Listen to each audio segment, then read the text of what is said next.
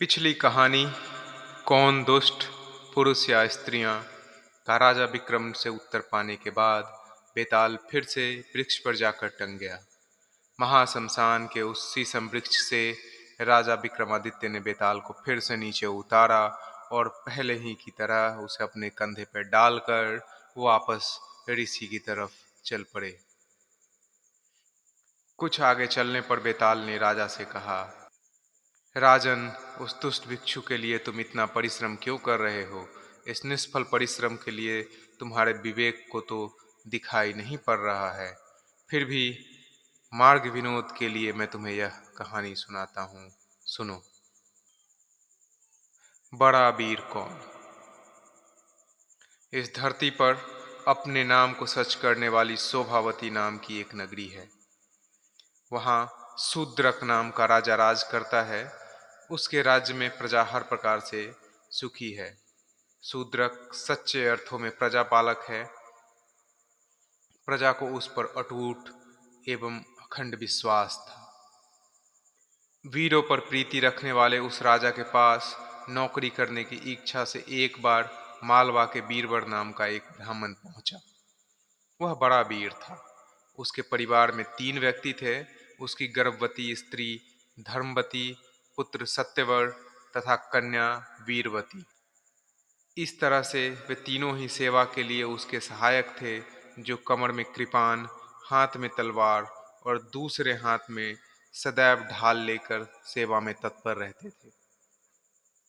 वीरवर राजा शूद्रक के दरबार में पहुंचा और अपने आने का उद्देश्य कहा। उद्देश्य सुनते ही राजा ने उसके व्यक्तित्व से, बोलचाल से और ढंग से प्रभावित होकर उसे दास रहना स्वीकार कर लिया। किंतु वीरवर ने जब 500 स्वर्ण मुद्राएं प्रतिदिन के हिसाब से पारिश्रमिक मांगा तो राजा कुछ हिचकिचाहट में पड़ गए। उसने वीरवर को नौकरी तो दे दी, किंतु गुप्त रूप से उसकी जांच कराने का भी निर्णय लिया। उसने अपने गुप्तचरों को आदेश दिया कि वीरवर के बारे में अच्छी तरह से छानबीन करके यह पता लगाओ कि उसका परिवार कितना बड़ा है और इतने पैसों का उपयोग वह किस प्रकार से करेगा। वीरवर नित्य प्रति राजा से मिलकर हाथों में हथियार लिए मध्याह्न तक उनके सिंह द्वार पर ही खड़ा रहता और फिर राजा से प्राप्त वेतन में प्रतिदिन 100 मुद्राएं अपनी पत्नी को घर के खर्च के लिए दे देता था। बाकी 400 मुद्राओं में से 100 मुद्राएं वस्त्र, आभूषण, तांबुल आदि के लिए रखता। 100 स्वर्ण मुद्राएं स्नान के पश्चात विष्णु और शिव की पूजा अर्चना में खत्म करता। शेष 200 मुद्राएं ब्राह्मणों और दरिद्रों को दान में देता था। इस प्रकार प्रतिदिन राजा से प्राप्त 500 स्वर्ण मुद्राओं का उपयोग करता था वो। अनंतर दैनिक कार्यों से निपटकर वो भोजन करता और फिर रात में राजा के सिंह द्वार पर जाकर हाथ में तलवार लेकर पहरा दिया करता था। राजा शूद्रक ने अपने गुप्तचरों से उसका प्रतिदिन का नियम सुना तो वह मन ही मन बहुत संतुष्ट हुए। राजा ने उसे पुरुषों में श्रेष्ठ और विशेष रूप से आदर के योग्य समझा तथा उसका पीछा करने वाले गुप्तचरों को रोक दिया। इसी तरह दिन बीतते रहे। वीरवर ने कठोर धूप वाली गर्मी के दिन भी सहज ही बिता दिए। घनघोर वर्षा के कष्टदायी दिन भी वह उसी तरह अपने कर्तव्य हेतु अटल रहकर सिंहद्वार पर बिताता रहा। शूद्रक ने इस बार रात में स्वयं जाकर उसकी जांच की, किंतु हर बार उसने वीरवर को अपनी नौकरी में सदैव तत्पर और मुस्तैद पाया। एक बार जब राजा प्रजा का हालचाल जानने के उद्देश्य से रात को महल के बाहर निकल रहे थे तो उन्होंने दूर से ही कहीं आती हुई किसी स्त्री की रोने की आवाज सुनी। उस आवाज में बहुत दर्द थी, करुणा और दुख भरी विह्वलता थी। राजा को बहुत आश्चर्य हुआ। उसने सोचा कि मेरे राज्य में ना तो कोई सताया हुआ है और ना ही कोई दरिद्र है, ना ही कोई दुखी है, तो फिर स्त्री कौन है? और इस भयंकर रात्रि में जब सर्वज्ञ घनघोर वर्षा हो रही है, क्यों इस प्रकार की करुणा रुंदन कर रही है? राजा को उस पर बहुत दया आई। उसने बीरबल से कहा, बीरबल सुनो, दूर कोई स्त्री करुण स्वर में रुंदन कर रही है। तुम जाकर पता लगाओ कि वह कौन है और क्यों रो रही है। राजा की बात सुनकर बीरबल ने जो आज्ञा कहा और अपने कमर में कटार खोसकर हाथों में तलवार लिए तुरंत ही वहां से निकल पड़ा। बाहर घनघोर वर्षा हो रही थी, रह रहकर बिजली कौंद रही थी और बादल ऐसे गरज रहे थे जैसे फट पड़ने के लिए वो बेचैन हो रहे हो। बीरबल ने अपनी कर्तव्यनिष्ठा के लिए ऐसे में बुरे मौसम में भी राजाज्ञा का पालन करना ही सबसे ऊपर समझा। राजा को उस पर बहुत दया आई, उसे कौतूहल भी हुआ, इसीलिए वह भी उनके पीछे पीछे हाथ में तलवार लिए लुकता छिपता हुआ चल पड़े। उसका अनुसरण करता हुआ बीरबल नगर के बाहर जा पहुंचा। वहां उसने एक सरोवर के किनारे एक स्त्री को विलाप करते हुए देखा, जो बार बार हा वीर, हा कृपालु, हा स्वामी, हा त्यागी, तुम्हारे बिना कैसे रहूंगी कहती हुई रो रही थी। बीरबल ने आश्चर्यचकित होकर पूछा, हे सुभगे, तुम कौन हो और रात के इस पहर में इस प्रकार क्यों रो रही हो? तब वह स्त्री बोली, हे वीरवर, मैं पृथ्वी हूँ। इस समय मेरे स्वामी राजा शूद्रक हैं, जो धर्मात्मा हैं। आज से तीसरे दिन उनकी मृत्यु हो जाएगी, फिर मैं उनके समान किसी दूसरे राजा के अपने स्वामी के रूप में पाऊंगी। यही गम मुझे खाए जा रहा है। इसी शोक से दुखी होकर मैं उन्हें तथा अपने लिए विलाप किए जा रही हूँ। यह सुनकर बीरबल ने उन्हें कहा, हे देवी, क्या कोई ऐसा उपाय है जिससे जगत के रक्षक को उस राजा की मृत्यु को रोका जा सके? हाँ है, स्त्री के रूप में धरती बोली, और वह उपाय केवल तुम ही कर सकते हो बीरबल। तो देवी, मुझे यह उपाय शीघ्रता से बतलाइए, जिससे मैं उसे कर सकूं, नहीं तो जीवन का कुछ भी अर्थ न रह जाएगा। यह सुनकर पृथ्वी ने कहा, वत्स, तुम्हारे समान वीर और स्वामी भक्त दूसरा कौन है? अतः तुम राजा के कल्याण का उपाय सुनो। यहाँ से कुछ दूर देवी चंडिका का एक मंदिर है।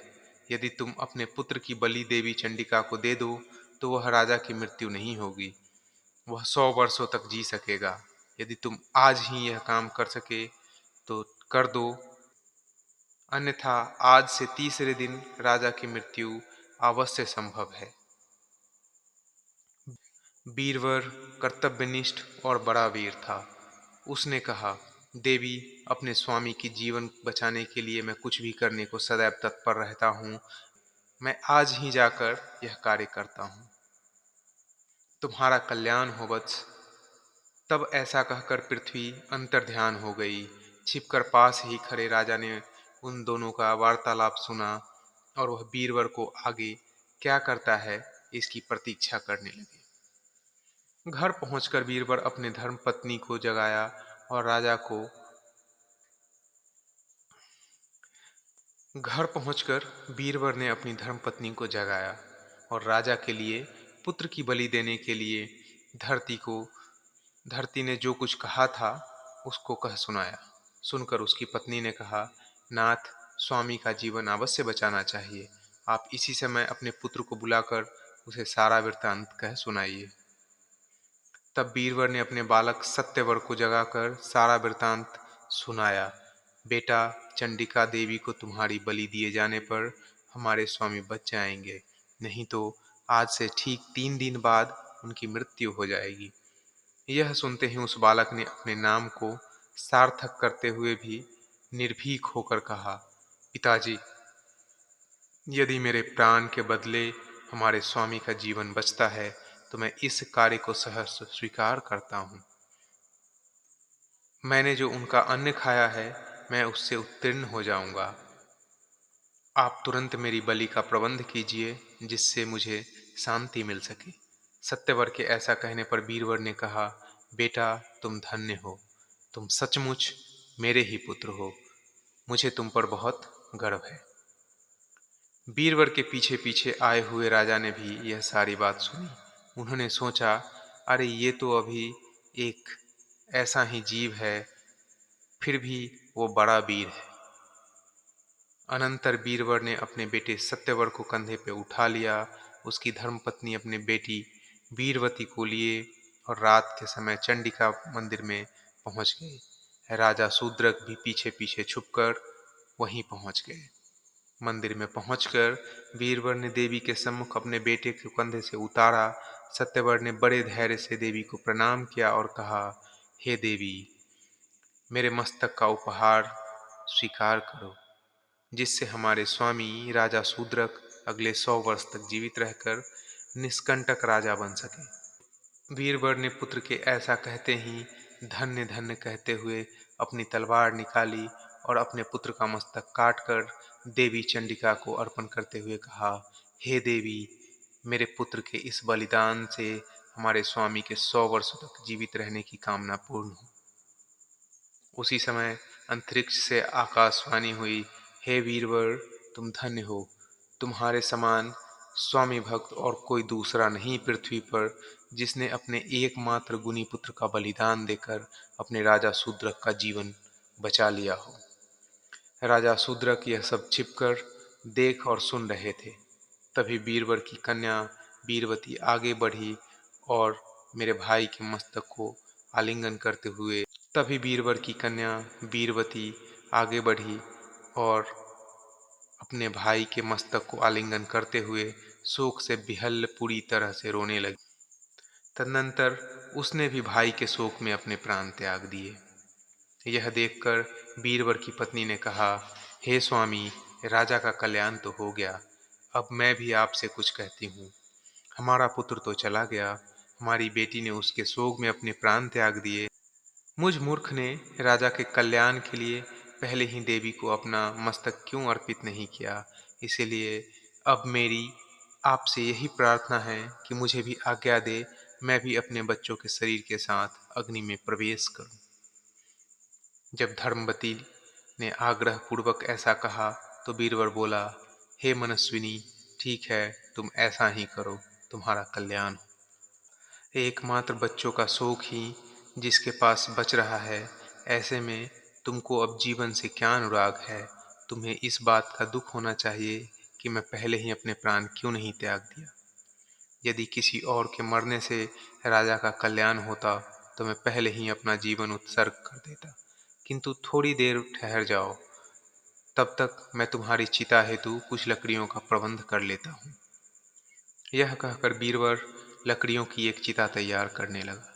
अग्नि से उसे प्रज्वलित किया और उस पर दोनों बच्चों के शव को रख दिया। तब उसकी धर्मपरायण पत्नी उनके पैरों में जा गिरी।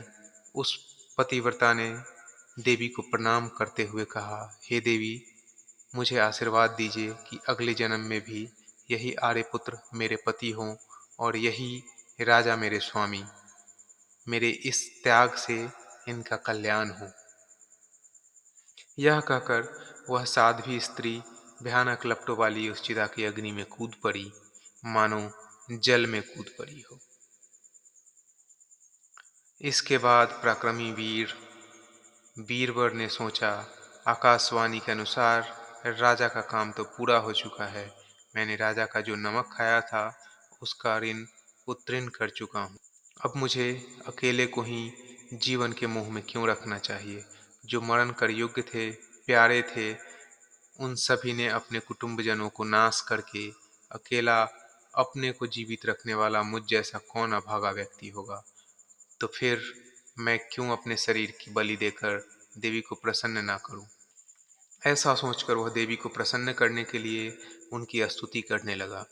हे देवी, हाथों में शूल धारण करने वाली महिषासुर मर्दिनी, जगत जननी, तेरी जय हो।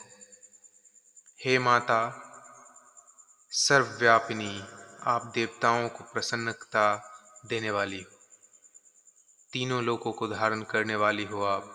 हे माता, सारा संसार तुम्हारे चरणों की वंदना करता है। अपने भक्त की मुक्ति के लिए तुम ही शरण रूप हो, तुम्हारी जय हो। हे काली, जय कपालिनी, जय कंकालिनी, जय कल्याणमयी, आपको नमस्कार है। मेरे मस्तक का उपहार स्वीकार करें। तुम राजा शूद्रक पर प्रसन्न होना। तत्पश्चात देवी की स्तुति करके बीरबल भी झटपट तलवार से अपना मस्तक काट डाला। वहां छिपकर शूद्रक ये सारी बातें देख रहे थे। दुख से विकल होकर उन्होंने आश्चर्यपूर्वक सोचा, हे भगवान, मेरे लिए इस सज्जन पुरुष और इसके परिवार ने यह कैसा दुष्कर कार्य कर डाला। ऐसा तो न कहीं देखा अथवा न सुना गया है। बीरबल और उसके परिवार बड़ा वीर हैं। इस विचित्र संघर्ष पर संसार में इनके जैसा धीर वीर पुरुष और कहाँ मिलेगा, जो बिना किसी के कहे सुने परोक्ष में अपने स्वामी के लिए अपने प्राणों को अर्पित कर दिया हो। यदि इनके उपकार का प्रत्युत्कार मैं न कर सकूं, तो मेरे राजा होने का अर्थ ही क्या है। फिर तो मेरे और एक पशु के जीवन में कोई अंतर ही नहीं है। ऐसा सोचकर राजा शूद्रक ने अपनी तलवार म्यान से निकाली और देवी की प्रतिमा के सामने प्रार्थना की, हे भगवती, मैं आपकी शरण में आ रहा हूँ और राजा ने अपने मस्तक का उपहार लेकर प्रसन्न हूँ और मुझ पर कृपा करें। बीरबल और उसका परिवार बहुत वीर है। अपने नाम के अनुरूप आचरण करने वाले इस वीरवर के लिए अपने प्राण का त्याग करता हूँ। अतः मेरे प्राण लेकर आप प्रसन्न हों और बीरबल तथा उसके पुत्र पुत्री और पत्नी को पुनर्जीवित कर दें। यह कहकर राजा ने ज्यों ही तलवार से अपना मस्तक काटना चाहा, तभी भविष्यवाणी हुई, हे राजन, तुम ऐसा दुस्साहस मत करना। मैं तुम्हारी वीरता से प्रसन्न हूँ। मेरा आशीर्वाद है कि यह ब्राह्मण तत्काल अपने परिवार सहित जीवित हो जाएगा। इतना कहकर आकाशवाणी मौन हो गई। बीरबल भी अपने पुत्र कन्या तथा पत्नी सहित अक्षत शरीर होकर जी उठा। यह देखकर राजा फिर से छिप गए और प्रसन्नता के आंसुओं से भरी आंखों से उन्हें देखता रहा। बीरबल ने अपने बच्चों तथा स्त्री सहित अपने को भी सोता हुआ सा देखा और उसका मन भ्रांत हो गया। बीरबल ने अपनी पत्नी और बच्चों को अलग अलग ले जाकर पूछा, तुम लोगों को आग में जलकर भस्म हो गए थे, फिर जीवित कैसे हो गए? मैंने तो अपना मस्तक काट डाला था, फिर मैं भी बच गया हूँ। यह मेरी भ्रांति है या देवी ने सचमुच हम पर कृपा की है? बीरबल ने ऐसा कह बीरबल के ऐसा कहने पर उसकी पत्नी एवं बच्चों ने कहा, पिताश्री, हम लोग सचमुच जीवित हो गए हैं। यह देवी का ही अनुग्रह है, यद्यपि हम अभी यह बात जान नहीं पाए हैं। बीरबल ने भी यही समझा कि ऐसा ही बात है, पर उसका काम पूरा हो चुका है, अतः वह अपनी स्त्री एवं बच्चों सहित अपने घर लौट आया। घर पर स्त्री एवं बच्चों को छोड़कर उसी रात वह पहले ही की तरह राजा के ड्योढ़ी पर पहुंचा और अपनी नौकरी के लिए मुस्तैद हो गया। यह देखकर राजा शूद्रक भी सबकी आंखें बचाकर फिर अपने महल की छत पर जा चढ़े। वहां से राजा ने पुकार कर पूछा, ड्योढ़ी पर कौन है? तब बीरबल ने कहा, स्वामी, मैं हूँ। आपकी आज्ञा से मैं उस स्त्री को देखने गया था, पर मेरे देखते ही देखते वह गायब हो गई। बीरबल की बात यह सुनकर राजा को बड़ा विस्मय हुआ, क्योंकि उन्होंने तो सारा हाल अपनी आंखों से देखा और जाना था।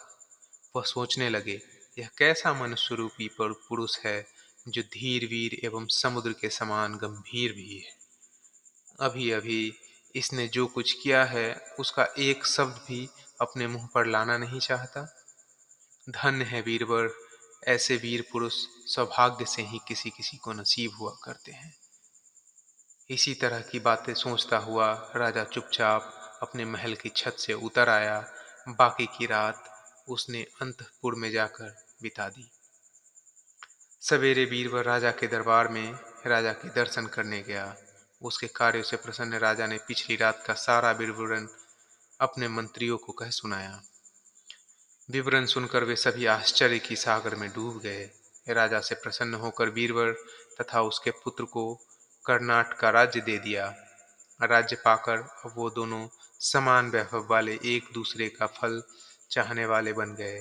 इस प्रकार राजा शूद्रक और राजा बीरबल दोनों ही सुखपूर्वक रहने लगे।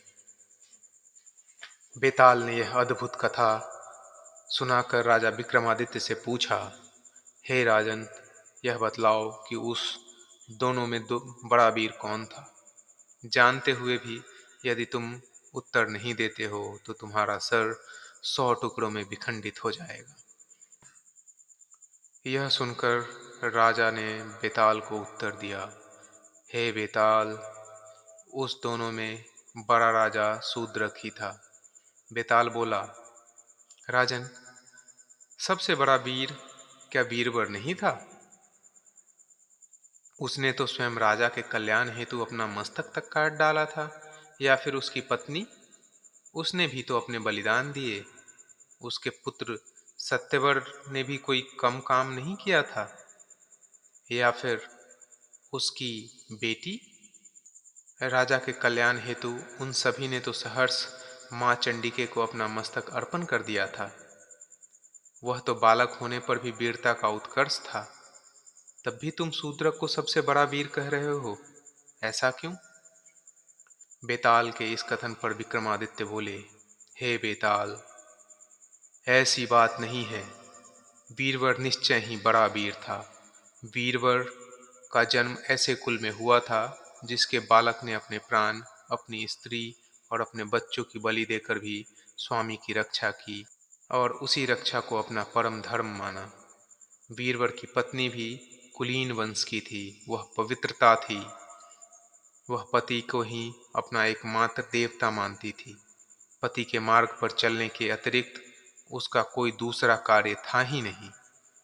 उनसे उत्पन्न सत्वर भी उन्हीं के समान था। जाहिर सी बात है, जैसा सूत होगा वैसा ही कपड़ा भी होगा। लेकिन जिन चाकरों से राजा लोग अपनी जीवन की रक्षा करवाते हैं, राजा शूद्रक उन्हीं के लिए अपने प्राण त्यागने को उद्यत हो गए। अतः उन सब में वही विशिष्ट और वही बड़े वीर थे। राजा का उत्तर सुनकर बड़ा वीर कौन, बेताल अपनी माया के द्वारा अचानक उनके कंधे से उतरकर पुनः गायब हो गया और फिर से अपने पुराने स्थान पे जा पहुंचा। राजा विक्रमादित्य भी उसे फिर से लेने के निश्चय करने के पश्चात उसी शीशम वृक्ष की ओर चल पड़े। राजा विक्रमादित्य बेताल को लाने के लिए फिर से शीशम वृक्ष के नीचे पहुंच गए। उन्होंने बेताल को उतार कर अपने कंधे पर डाला और चलना शुरू किया। बेताल ने राजा विक्रम को फिर से एक कहानी सुनाना शुरू किया, सोमप्रभा की कथा।